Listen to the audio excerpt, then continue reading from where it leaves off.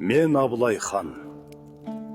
1711 жылы дүниеге келдім. 13 жасымда әке-шешемнен айырылып, әкемнің көмекшісінің арқасында жаудан әрең құтылдық.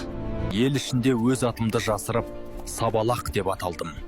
Төле бидің жылқысын бағып жүріп, өзіме бір ғана уәде бердім.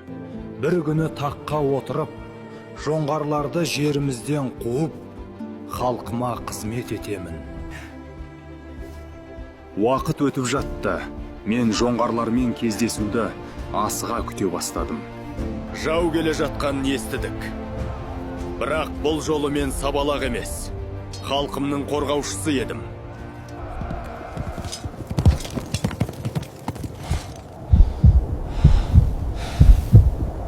Шарышқа қарсы жекпе-жекте атамның рухын шақырып, Абылай деп айғаладым. Сол жеңістен кейін көптеген жорықтарға қатысып, ел аузында жүре бастадым. Біраздан кейін ел мені хан сайлады. Бірақ мен билікке емес, жауапкершілікке келдім. Себебі ханның жүгі халықтың тағдыры. Бір қолыммен найза ұстадым, бір қолыммен елді сақтадым.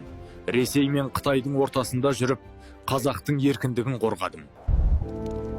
Міне осылай халқымызды біріктірдім.